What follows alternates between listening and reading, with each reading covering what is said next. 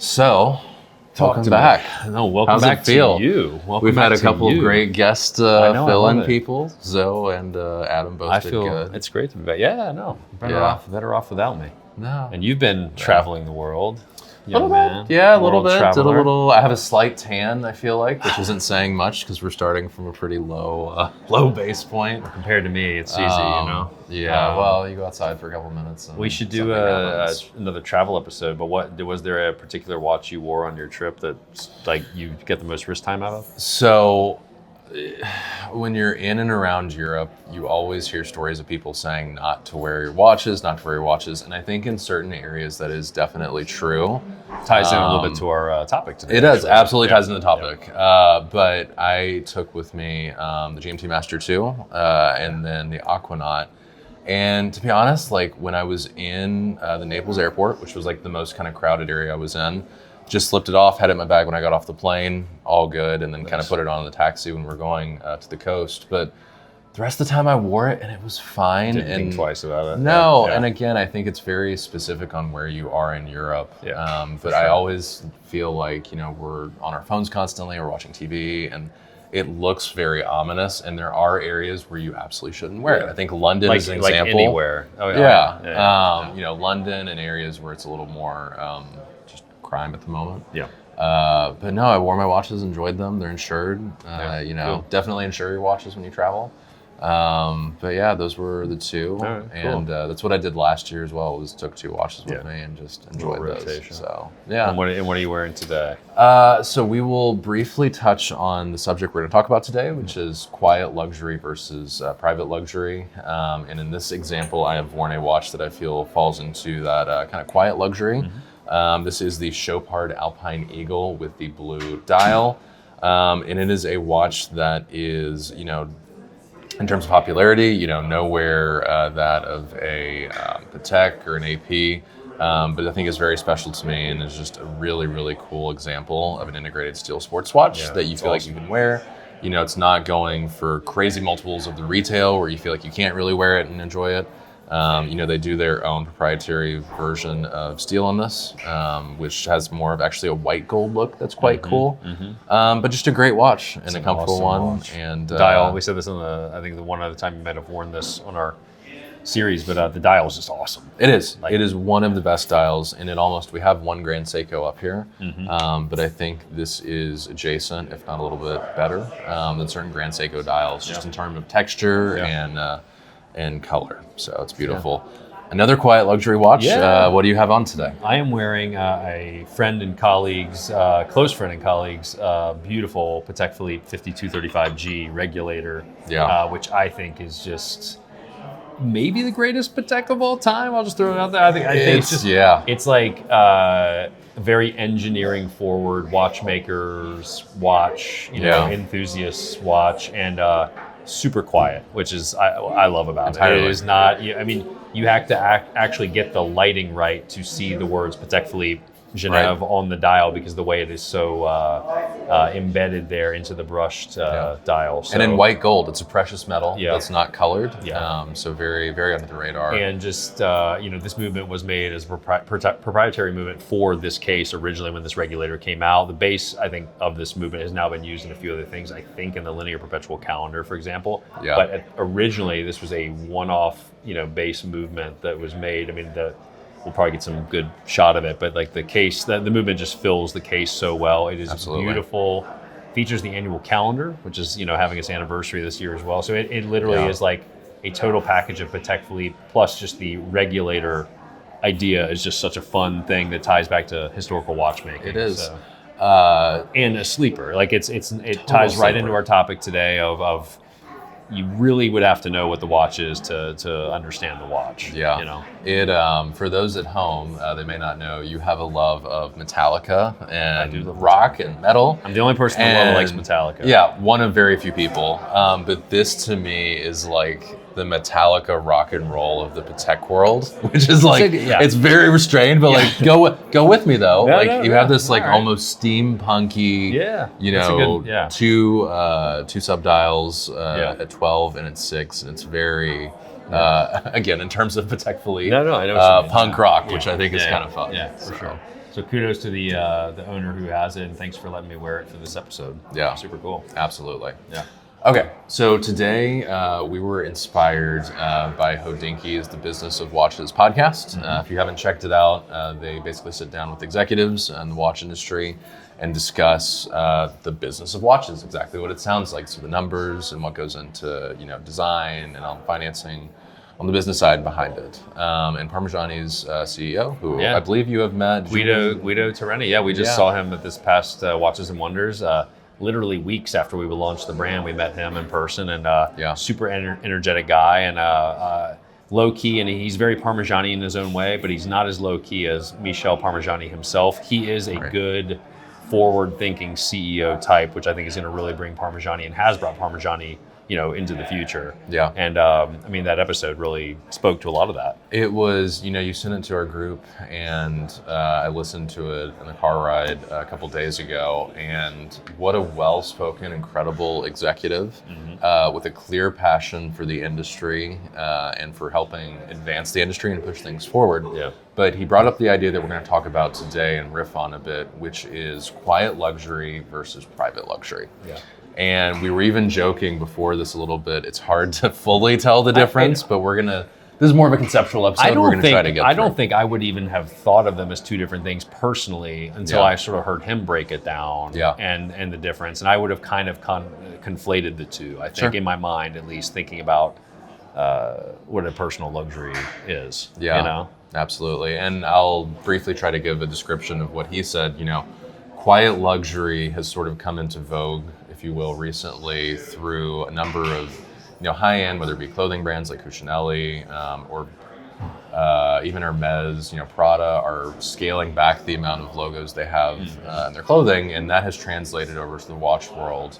But it has to be for private luxury. It's that echelon beyond quiet,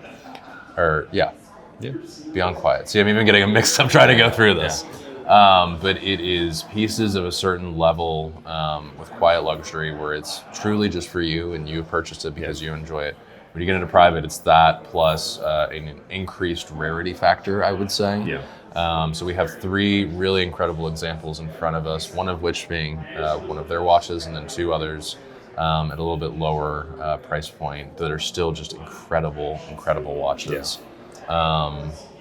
Do you think the phrase if you know, it's I would have thought of that as quiet luxury, but I think in today's world, quiet luxury is still a little bit also for other people that are in the luxury world as opposed to the general public. But if you like luxury, you probably know that's a luxury item. Whereas I saw private luxury is truly it's the personal side of things. And it's not so much about if you know, even it's just for you. Correct. And that's kind of how in my mind I'm delineating the two things. I don't think even that's quite correct, but I think it just means what you want it to mean at a certain intersection. Yeah. But and I mean, we even talked about with the Aquanaut that I'm lucky enough to own. I think that at one point would have been private luxury. Yeah. It's now not anymore. Yeah. And I would even say it's not really even quiet luxury anymore. I think it's anymore. Gone beyond that now. It's too. out there. But it was just on the 5 years ago, probably quiet luxury, and you still kind of had to know that it's a still sports model from Patek. Otherwise, you would have seen it as just a sporty watch. Probably. Well, and same thing as the 5711. During COVID, you saw those go insane. They're still on the secondary market quite up there. Obviously, just the secondary because they don't make it anymore. But I mean, it's a cool concept, and I think as enthusiasts, for us, it comes back to what we like to see, and even now being on the retail side, what I get to see of, is this person really buying it because they're buying it, or are they buying it so that they can post a picture and other people will give them that gratification that they're seeking for? Yeah, I think that's a very hollow pursuit when it comes to watch collecting, but truly buying the thing that you want that maybe isn't the most popular, but is beautifully crafted and well made, starts to speak more into that private luxury world. Yeah, I think such a big part of luxury is, for better or for worse, buying because there's so much hype behind something, and because there's a scarcity model, and because other people want it, but you're the one that has it. But I think once you get to that private luxury place, you have, as a person, moved beyond the need to fill that void in yourself or think anything about society. You're at a comfortable place in your life whether you've been collecting for a long time or not, you're at a comfortable place where it is just all about you in a non-selfish way. You're just you and the thing because you love the thing, and that's it. And there's not other things nipping away at the reasoning behind getting it, which I think is very important. And I think Parmigiani really embodies that. Though, as you so eloquently put it off the air to me earlier, and you probably still more eloquently say this, certain watches even within the line are very quickly becoming, there's so much attention on them that like, where is the line between moving quite from private luxury to something else almost by accident because they're just so cool, I guess. Well, and I mean, he talked about in that interview, 3 years at Watches and Wonders, they had like 100 or 200 people come. Right. Year before last, it was like 250 to 300. This year it was 500 different appointments that they had at Watches and Wonders for the touch and feel sessions of seeing these watches. So, I mean, naturally, and we both had the conversation of, is it because we're in an echo chamber that this is now seeming popular? But I think truly, it could be a little bit of that. But truly you're seeing, I mean, just a huge growth in popularity. Yeah. And how do you grow as a brand incrementally, even just year after year, but also retain that private luxury feel that makes the brand so important? Is a nice, or an interesting line to cross as well, So I say we jump into our three watches here. I think I want to end on the Parmigiani as kind of our big hit here. But let's start off with a brand that's near and dear to both of us, Grand Seiko. Why don't you take the reins on this guy? Oh, I would love to take the reins. So we've talked about this watch on the, in the series before. This is the very quintessential Grand Seiko SPGA 211, known as by most people as the Snowflake. Yeah. It's in titanium, and even as I sit here and I hold this, I'm like, I mean, this is a quiet watch. There's no question whether it says Grand Seiko, whether it says any other brand. The design ethos of this watch is quiet. It's a very, snowy but just white dial. It's in a gunmetal colored titanium case and bracelet. It does not scream sports watch. It does not scream dress watch. It kind of screams just like classic watch. Yeah.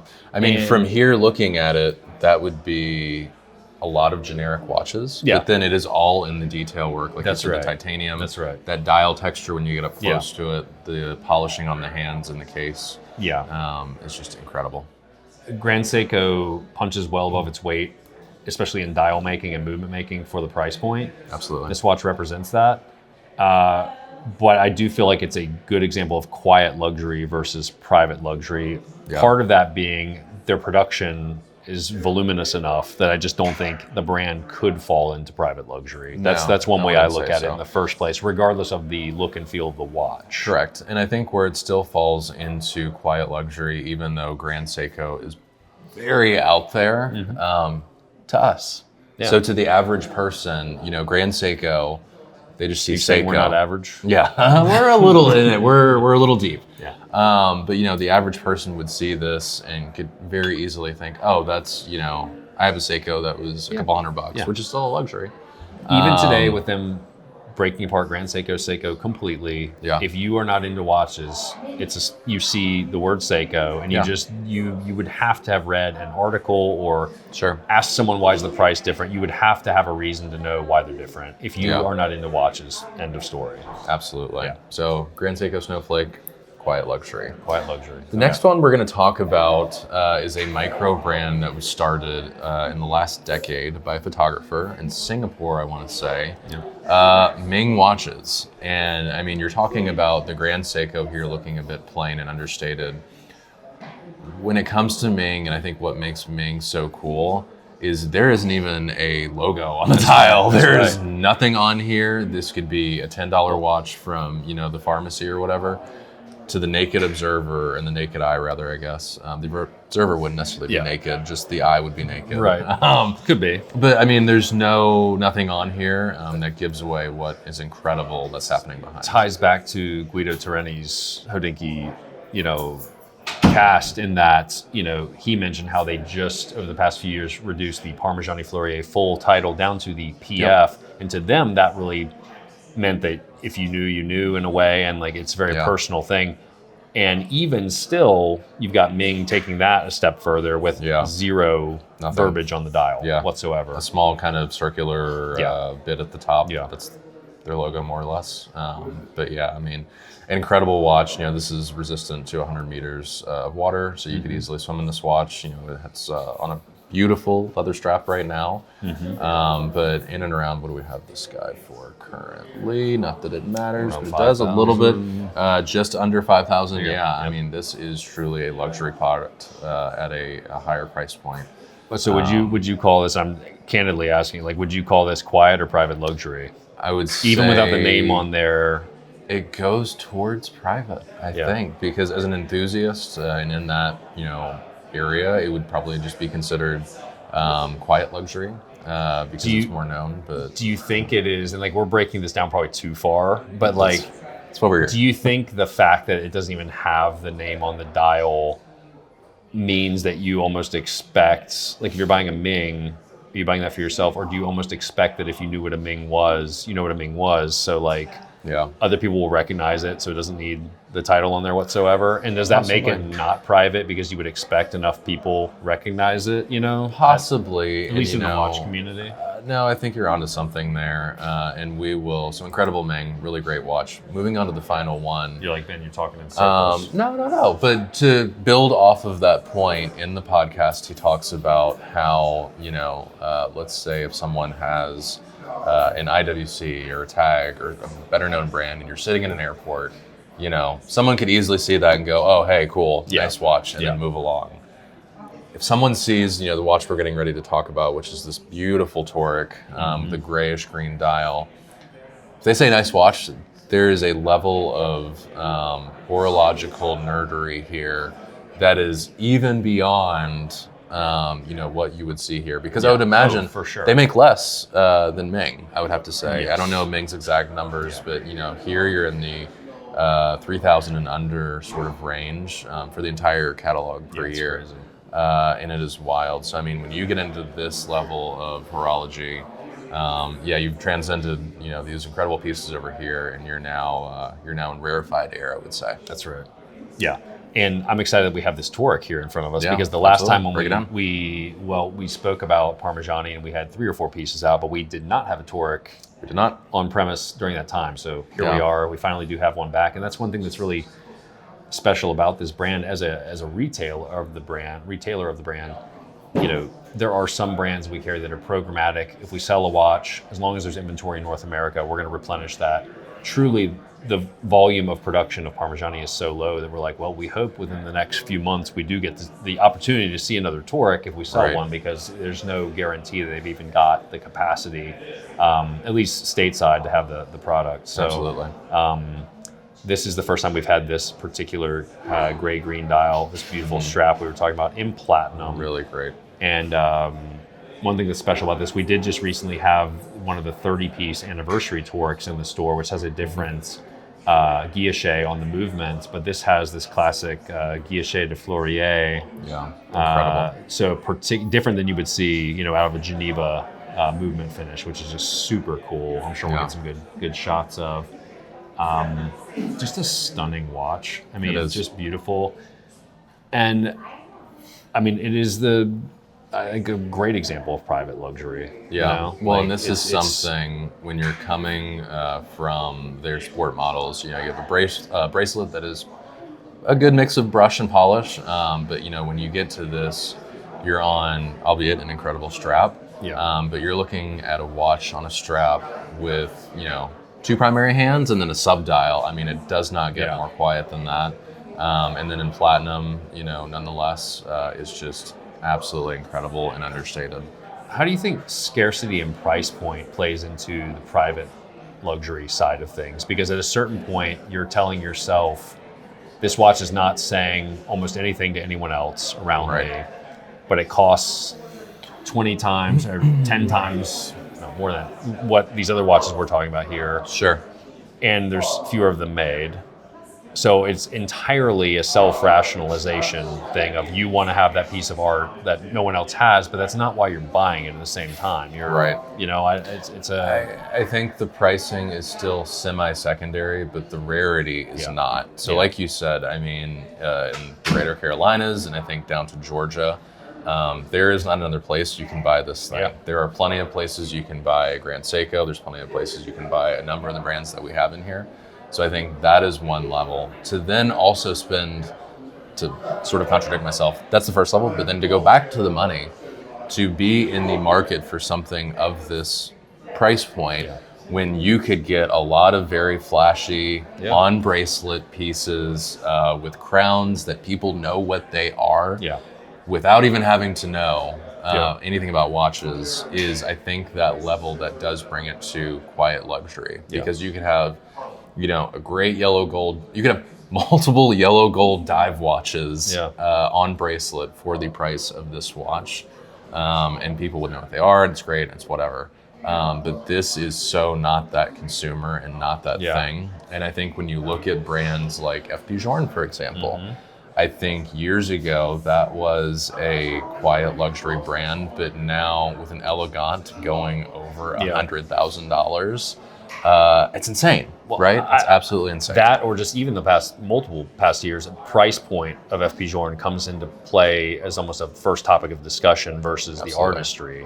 Whereas it should be the other way around for a private item, you know? And especially the folks that can afford this, like they're not necessarily worried about the minutia of the price as much as the artistry and the I mean, even just the like hyper granulated dial, I forget the term for it, but like unless you're up close and personal and private with the watch, you're just seeing it as almost a flat surface. But when you're up close, you realize how particularly detailed that is. It's just awesome.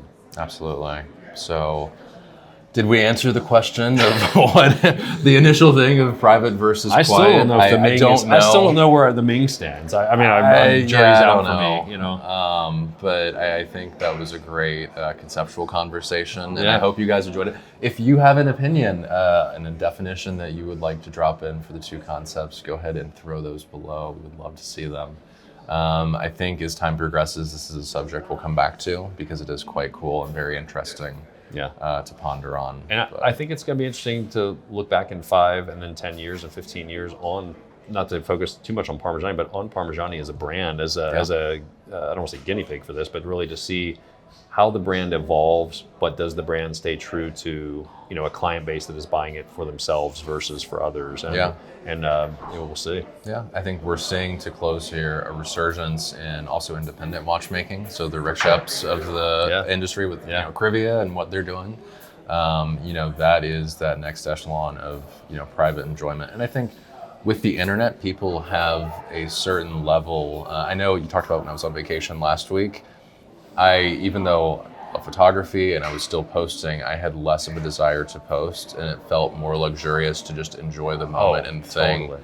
And I think that's exactly where this ties in. That's the private luxury side of exactly. Bit, so I think that's just, you know, the watch incarnation here. That's a very good point of that. So cool. Anyway, I'm glad you got some time away. Fun chat. Welcome back. Back at you. Yeah, we will see you guys in the next one. To see any of these watches, pop on in and check them out. It's very cool to be able to see, you know, Parmigiani in person and try it on.